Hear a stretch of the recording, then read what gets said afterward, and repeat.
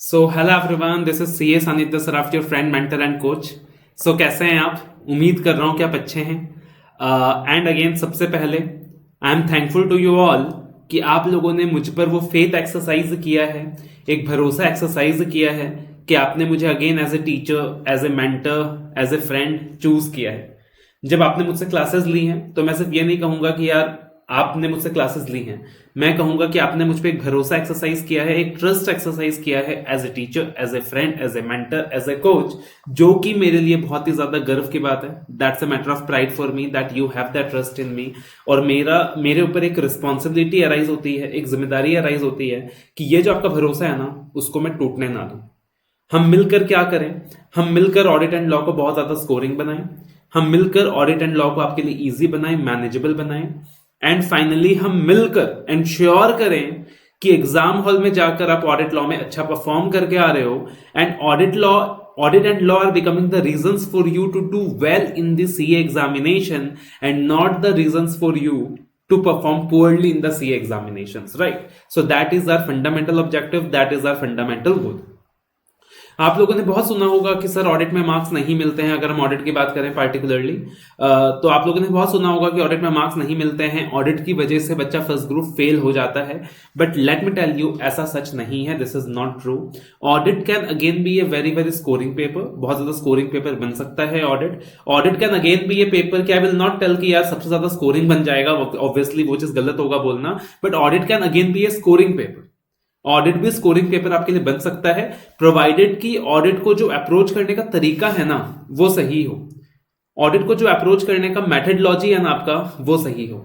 तो अगर ऑडिट को अप्रोच करने की आपका जो मेथडलॉजी है वो सही रहेगा, जो तरीका है वो सही रहेगा, आप एक सही गाइडेड पाथ में आगे बढ़ेंगे, तो बिलीव मी ऑडिट के अंदर भी आप अच्छे मार्क्स लेकर आ सकते हैं, लॉ के अंदर भी आप बहुत अच्छे मार्क्स लेकर आ सकते हैं।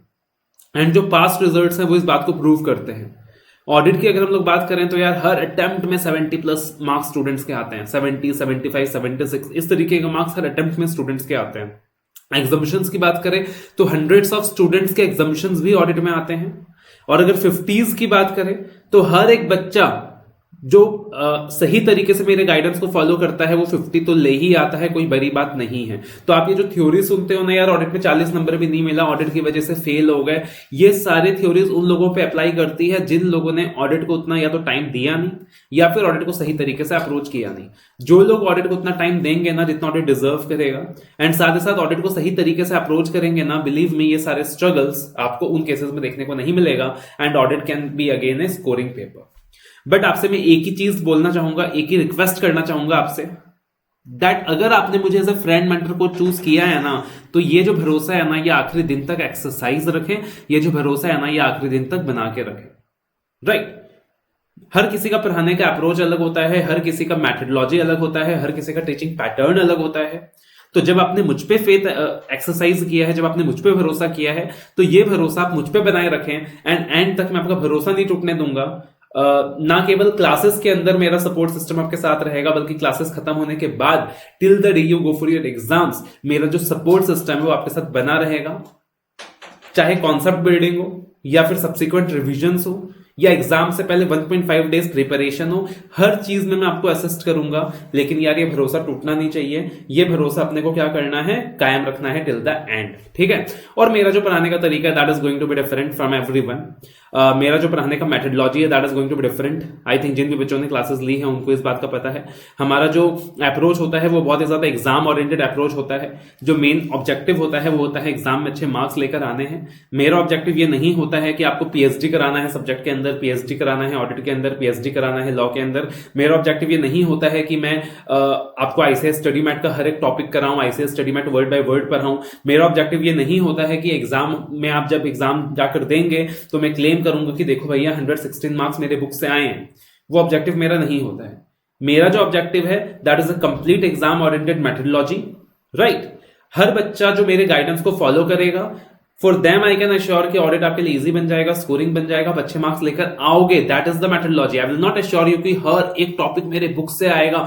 I will not give you commitment कि मैंने आपको आईसीएस स्टडी मैट का हर एक टॉपिक कराया है। ऐसा कोई कमिटमेंट मैं आपको नहीं देता, राइट? बट मैं ये कमिटमेंट जरूर देता हूं कि अगर आप मुझे फॉलो करोगे तो ऑडिट में आप अच्छा करोगे। आप सीए एग्जाम्स में अच्छा करोगे, आप एग्जाम्स क्लियर करोगे, आप ऑडिट में अच्छे मार्क्स लेकर आओगे, ये कमिटमेंट मैं आपको जरूर देता हूं, राइट। तो हैव फेथ, हैव भरोसा। ये वीडियो आखिर तक देखना, काफी सारे डाउट्स आपके अपने आप क्लियर हो जाएंगे। What is going to be the study methodology, what is going to be the study approach. तो देखना, एक एक करके हम लोग चीजों के बारे में बात करेंगे। सबसे पहले क्लासेस पैटर्न क्या रहने वाला है मेरा यहाँ पे, what is going to be the classes pattern. तो हम लोग पूरे ऑडिट के क्लासेस को ना 4 पार्ट्स में डिस्कस करेंगे, 4 parts, part 1, part 2, part 3, part 4, ठीक है। पार्ट 1 कंप्रोमाइज करने वाला है of basics and company audit, basics and company audit and all the related chapters. Basics हो गया, कंपनी ऑडिट हो गया and all the related chapters हो गया, ठीक है। ये सारा पार्ट 1 के अंदर आता है। तो पार्ट 1 आप देखोगे, इसके अंदर बेसिक्स हम लोग डिस्कस करेंगे, उसके अलावा company audit, company accounts, then CARO 2020, that is company auditors report order 2020। Then जो रिलेटेड चैप्टर्स है जैसे कि ऑडिट ऑफ डिविडेंड हो गया, ऑडिट ऑफ सीएफएस यानी कि audit of consolidated financial statements, audit of LLP यानी कि audit of limited liability partnership firms. तो ये कुछ चैप्टर्स है जो कंपनी ऑडिट से रिलेटेड है। तो कोर तो कंपनी ऑडिट है, but company accounts company audit से रिलेटेड है, कारो कंपनी ऑडिट से रिलेटेड है, audit of dividend, audit of CFS, audit of LLP, ये सारा हम लोग एक साथ डिस्कस करेंगे। बुक में हो सकता है आपको जो सिक्वेंसिंग दिखाई दे अलग दिखाई दे, बुक के अंदर आपको स्कैटर्ड वे में दिखाई देगा, बट क्लास के अंदर ये सारा कुछ हम लोग एक साथ डिस्कस करेंगे, ठीक है ना, एक सिंक्रोनाइज्ड फ्लो में डिस्कस करेंगे इन द क्लासेस। और ये जो पूरा पार्ट है ना, ये अपना अप्रोक्सीमेटली 25 नंबर का होगा। ये जो भी मार्क्स मैंने आपको दिया है ना, ये अप्रोक्सीमेट मार्क्स दिया है कि एग्जाम में ये सारे चैप्टर्स 25 नंबर के आएंगे। कितने आएंगे? 25 मार्क्स के आएंगे। तो ये अपना पार्ट 1 के अंदर अपन डिस्कस करेंगे। बेसिक्स, ऑडिट क्या होता है, सम बेसिक टर्म्स।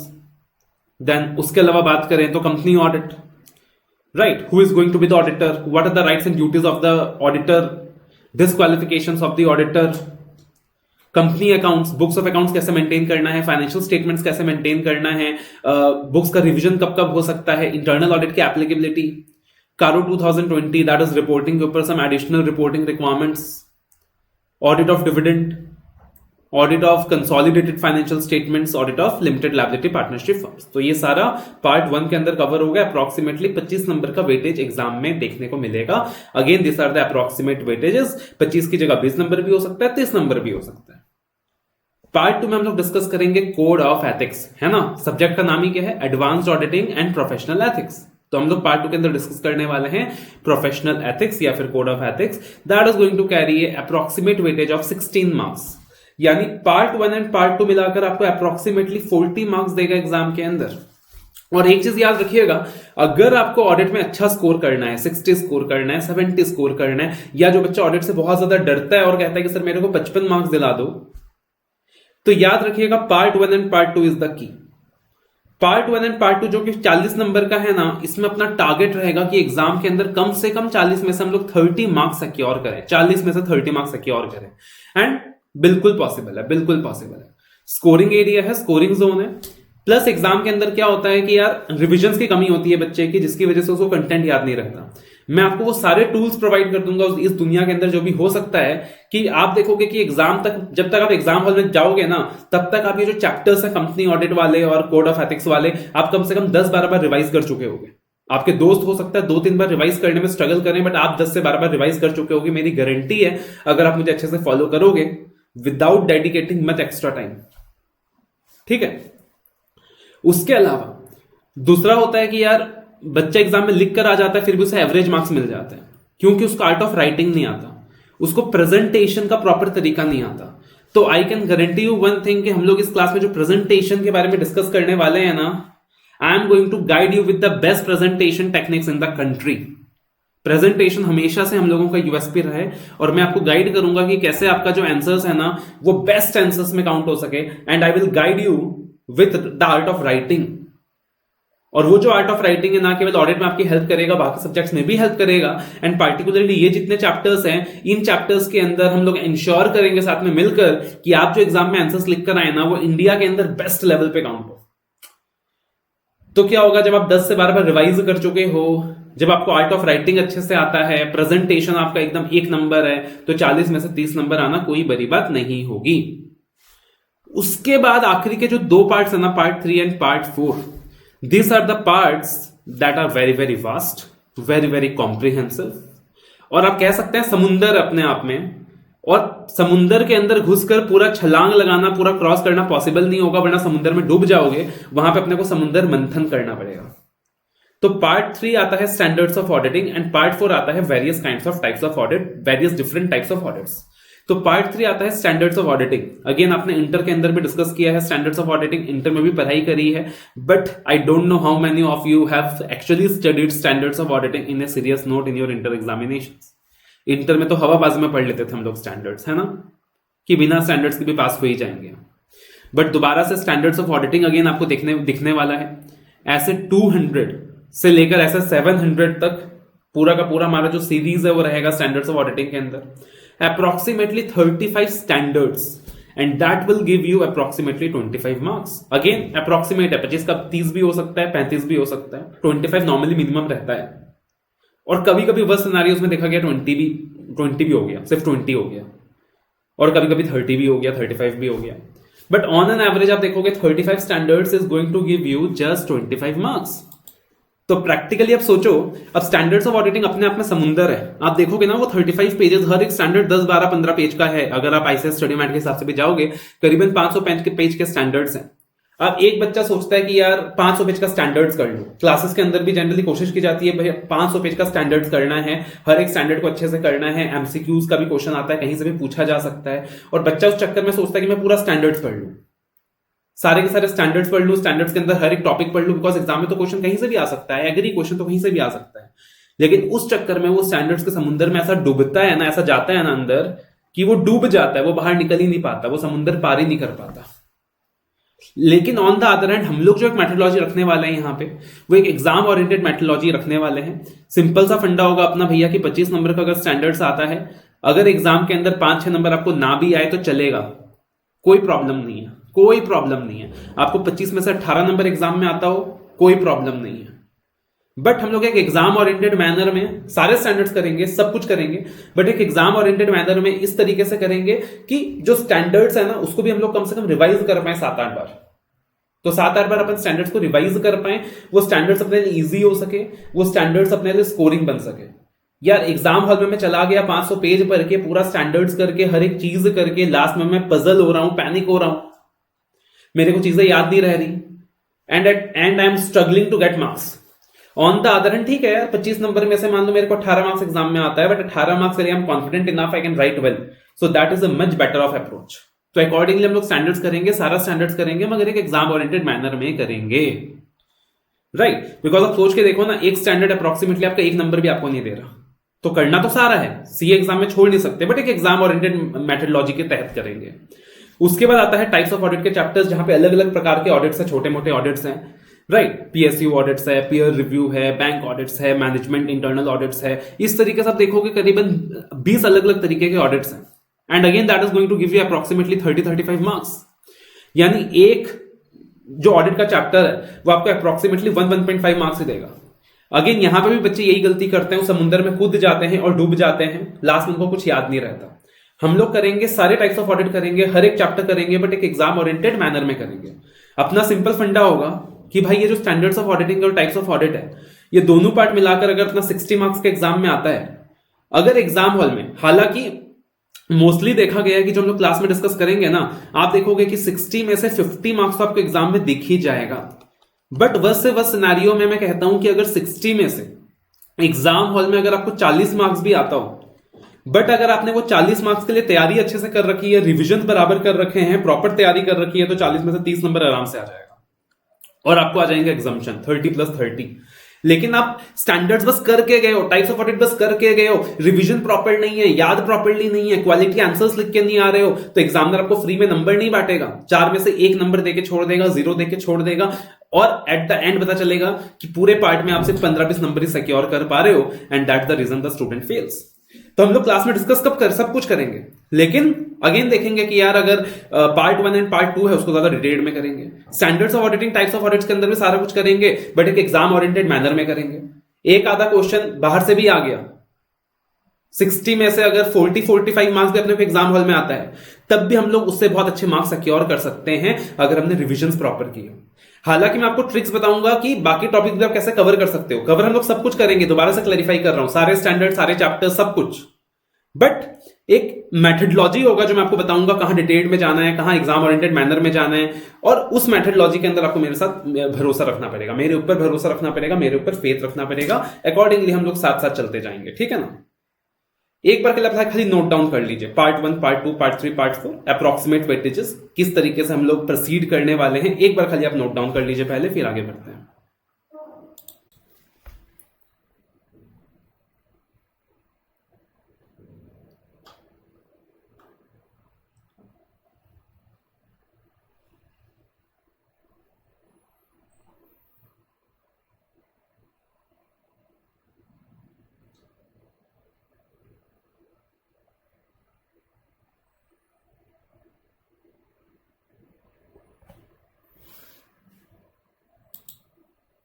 अब देखना उसके बाद अपना जो क्लास मेथडलॉजी है वो किस तरीके से रहने वाला है, how is going to be the our class मेथडलॉजी।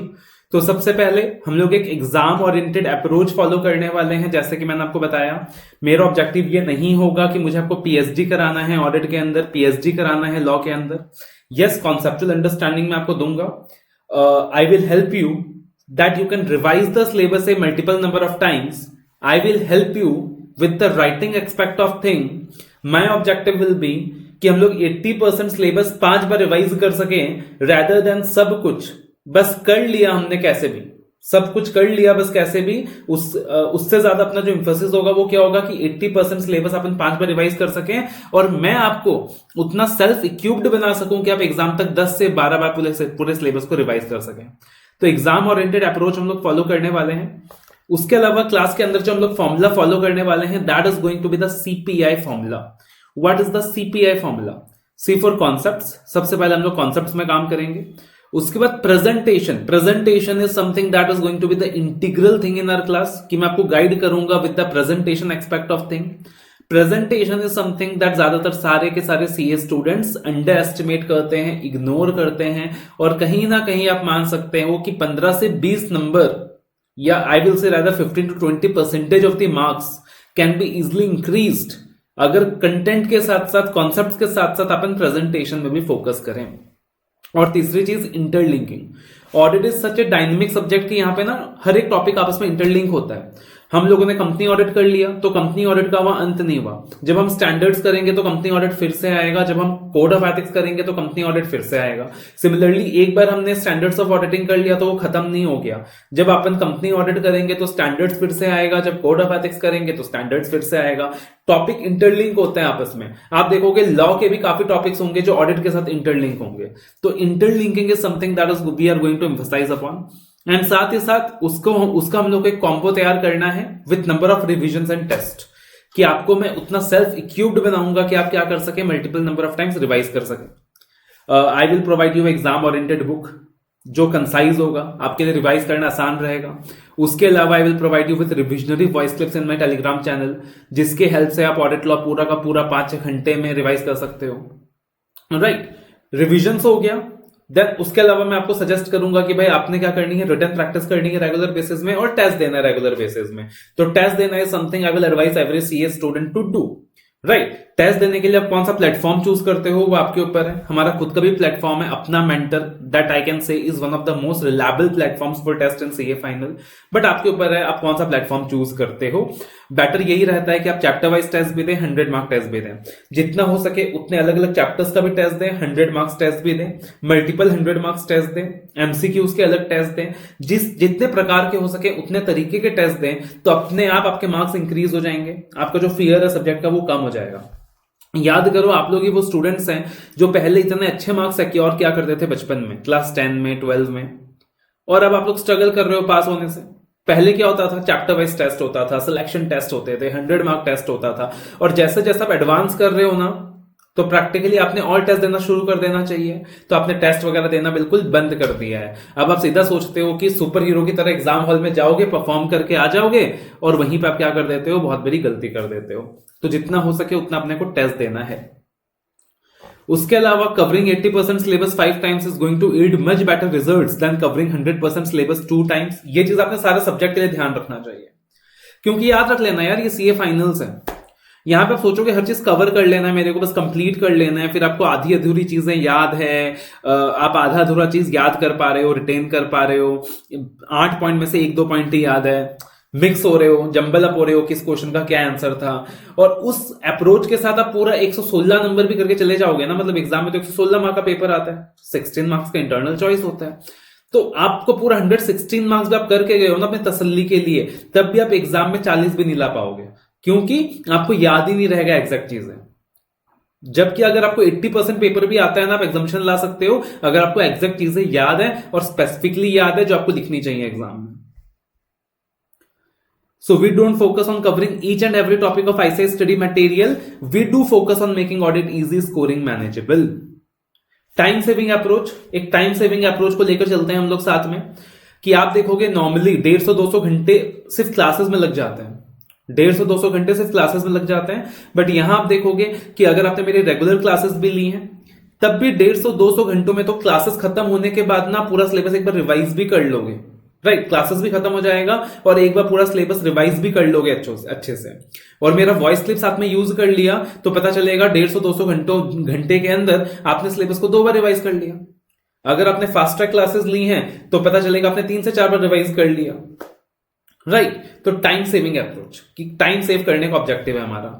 Multiple revision based approach, हमारा इंफोसिस रहता है कि मल्टीपल रिवीजन करने हैं अपने को, कम से कम 10 से 12 रिवीजन टिल एग्जाम। यस, आप बोलोगे क्या बात करते हो सर, हम तो दोस्तों से पूछते हैं कि 3 बार रिवाइज हुआ था क्या, वो बोलता है 3 बार भी रिवाइज नहीं हुआ था, हमारा तो सिर्फ 2 बार रिवाइज हुआ था। आप कह रहे हो 10 से 12 रिवीजन। यस, अगर आप मुझे फॉलो करोगे, मेरी गाइडेंस फॉलो करोगे, मैं जो आपको टूल्स प्रोवाइड करूंगा, जो रिविजनरी वॉइस क्लिप्स वगैरह प्रोवाइड करूंगा, उसको आप रेगुलर बेसिस में यूज करोगे, रिविजनरी वीडियोस रेगुलर बेसिस में यूज करोगे, जो पढ़ने का तरीका मैं आपको बताऊंगा, जो अप्रोच मैं आपको बताऊंगा, I will also teach you the reading approach, अगर आप उसे फॉलो करोगे तो आप 10 से 12 बार रिवाइज कर सकते हो, and best presentation across country, that is something I can guarantee you with.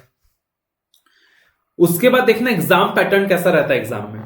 तो एग्जाम पैटर्न कुछ इस तरीके से रहता है, 70% descriptive and 30% MCQs, 70% descriptive and 30% MCQs.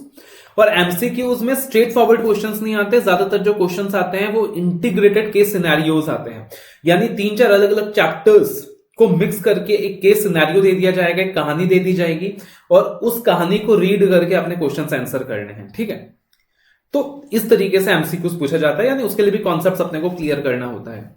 अब बच्चा यहां पे गलती करता है, क्या गलती करता है, मैंने काफी बच्चों को देखा है, क्लासेस खत्म हो गई, उसके बाद जब प्रैक्टिस का टाइम आता है ना, वो एमसीक्यूज में लगा रहता है, 1000 एमसीक्यूज कर रहा है, 2000 एमसीक्यूज प्रैक्टिस कर रहा है, एमसीक्यूज के मल्टीपल बुक्स ले रहा है, एमसीक्यूज खेलते जा रहा है, बेवकूफी कर रहे हो आप। याद रखिएगा सबसे पहली चीज, आज भी 70% डिस्क्रिप्टिव है और वहां पे प्रेजेंटेशन भी मैटर करेगा। एमसीक्यू खेलने के चक्कर में आप डिस्क्रिप्टिव पार्ट को इग्नोर कर देते हो। दूसरी चीज याद रखिएगा, 1000-2000 एमसीक्यूज करके कुछ नहीं होगा, क्वेश्चंस तो एनीवेज कहीं से भी आ सकता है। All depends upon your conceptual understanding and your multiple number of revisions. तो उतना 1000-2000 एमसीक्यूज ना करके, अगर आईसीआई ने जितने भी एमसीक्यूज दिए हैं, आईसीआई ने, चाहे वो सैंपल पेपर्स में दिया हो, चाहे रिवीजन टेस्ट पेपर में दिया हो, मॉक टेस्ट पेपर में दिया हो, अपने स्टडी मटेरियल में दिया हो, अगर आप उतना भी कर लेते हो तो मोर देन सफिशिएंट है। अगर एमसीक्यू के अंदर क्वेश्चन रिपीट होगा ना तो उसी में से होगा, वरना तो ऐसे कहीं से भी पूछ सकता है एनीवेज, तो वो बेवकूफी है, ठीक है ना। तो आपको जो एमसीक्यू बुक मेरी तरफ से मिलेगा ना, उसके अंदर आईसीआई के सारे एमसीक्यूज कंपाइल करके और हर एक एमसीक्यू का रीजन के साथ मैंने आपको दे दिया, तो आप आराम से उसको क्या कर सकते हो, यूज कर सकते हो। एग्जाम से पहले ना आपको एमसीक्यूज के लिए ब्रह्मास्त्र फाइल भी देता हूं मैं। तो ब्रह्मास्त्र फाइल एक ऐसा फाइल होता है कि 7-8 पेज रेफर करके ना आप आईसीआई के सारे एमसीक्यूज क्रैक कर पाओगे। तो इस तरीके के काफी सारे मजेदार टूल्स हैं जो आपको रिविजन के लिए प्रोवाइड करता हूं मैं। आपको सिर्फ मेरे साथ जुड़े रहना है और मुझ पर भरोसा बनाए रखना है ना। This is going to be the exam pattern, जिसके अंदर भी आप देखोगे कि एक इंटीग्रेटेड केस सिनेरियो जो एमसीक्यू का होगा वो कंपलसरी होगा, आपने अटेम्प्ट करना ही होगा, भाग नहीं सकते। अच्छा, अब यहां पे ना काफी बच्चे मुझसे पूछते हैं कि सर हमारे टीचर ने हमें गाइड किया था कि बेटा 30% का एमसीक्यूज से आता है, तो एमसीक्यूज तो कहीं से भी आ सकता है, तो that is why you are suppose to learn each and every line of the study material. और सीरियसली कह रहा हूं मैं, ये बात दिल से कह रहा हूं, काफी बच्चे ना इसी अप्रोच की वजह से फेल हो जाते हैं। वो सोचते हैं क्वेश्चन एक भी कहीं से भी आ सकता है, किसी भी लाइन से आ सकता है। आप एक रैंकर का वीडियो देख लेते हो, रैंकर का वीडियो देखकर खुश हो जाते हो, अच्छा ठीक है जी मेरे को एक एक लाइन पढ़ना था। लेकिन याद रखना सबसे पहले ना अपने को अपनी कैपेबिलिटी असेस करनी होती है। आज एक रैंकर जो है ना, वो अगर क्लास ना भी ले तब भी वो वैसा ही रिजल्ट लेके आ जाता। आज एक रैंकर चाहे तो वो रैंकर इसीलिए है, वो टॉप 10 में 5 में इसीलिए आया है क्योंकि उसके अंदर वो लर्निंग कैपेबिलिटी था कि वो हर एक चीज एक्चुअल में लर्न कर सकता है। और हम उसको देखकर अपना टारगेट सेट कर लेते हैं, एक अनरियलिस्टिक टारगेट अपने लिए सेट कर लेते हैं, और वहां पे एज अ रिजल्ट हमारा जो रिजल्ट है, एंड रिजल्ट है, वो खराब हो जाता है। हमें अपने आप को असेस करना चाहिए, क्या मेरे अंदर उतना रिटेंशन पावर है कि मैं हर एक चीज याद कर सकता हूं? अगर नहीं, सो इन दैट सिचुएशन मेरे को रैंकर के अप्रोच के पीछे नहीं भागना। मेरा तो अप्रोच सिंपल है भैया, मैंने 100% सिलेबस कवर किया, एग्जाम ओरिएंटेड अप्रोच में किया, 80% आता है, ठीक है, 80% से मैं एग्जाम्शन ले आऊंगा, है ना। अब वो जो 20% है जो बाहर से आ रहा है वो एमसीक्यू से भी आ सकता है, कोई बात नहीं, कोई दिक्कत की बात नहीं है। इतना तो अपने को मेंटली प्रिपेयर्ड रहना होगा कि ये सीए फाइनल के एमसीक्यूज हैं, तो यहां पे कोई ऐसा नहीं है कि एमसीक्यूज में मैं बोलूं कि आप 30 में 30 ले आओगे, ऐसा कुछ नहीं है। एमसीक्यूज रैदर एक ट्रिकी चीज है ना, एमसीक्यूज रैदर एक ट्रिकी चीज है, और जो पूछा जाता है ट्रिकी मैनर में पूछा जाता है क्वेश्चंस। तो यहां पे भी इस बात की गारंटी नहीं है कि मैं 30 के 30 नंबर एमसीक्यूज में स्कोर कर लूंगा, ऐसा कुछ भी नहीं है। वो ख्याली पगाव अपने को दिमाग से निकाल देना है। पहले अपने को एग्जाम ओरिएंटेड अप्रोच फॉलो करना है, 80% चीजें अच्छे से करनी है जो मैं आपको कराऊंगा। उसके बाद देखो भैया, पहले मैं ये नहीं कह रहा कि बाकी चीजें छोड़ दो, करेंगे तो हम सब कुछ सारा चैप्टर्स करेंगे। पहले जो मैं आपको बता रहा हूं पूरे क्लासेस के अंदर आपने जो डिस्कशन करा है, जिसके ऊपर मैं बार बार इंफोसिस करने वाला हूं, पहले आप एक बार उतना कर लो ना। अगर उसमें आपको कंफर्ट जोन मिल जाता है पूरा कि यार ये तो मेरे को अच्छे से आता है, ठीक है, 2 रिवीजन कर लिया, मेरे को अच्छे से आता है, अब 3rd रिवीजन में 4th रिवीजन में आप एक बार आईसीएस स्टडी मैट टर्न करने लग जाना। आईसीएस स्टडी मैट के पेजेस जो एक्स्ट्रा टॉपिक्स दिख रहे हैं उसको भी करना स्टार्ट कर देना। लेकिन बच्चे क्या गलती करते हैं, वो कहते हैं सर फर्स्ट रिवीजन में तो सब कुछ करना चाहिए जी, एक एक वर्ड आईसीएस स्टडी मैट का करना चाहिए। फर्स्ट रिवीजन में तो डबल ट्रिपल टाइम लगा दिया, कर दिया, सेकंड थर्ड रिवीजन में कम करते गए, और 4th 5th रिवीजन में पता चला आप 60-70% चीजें ही करके जा रहे हो, और पहले जितनी भी आपने फालतू की चीजें करी थी वो आपका वेस्ट हो गया।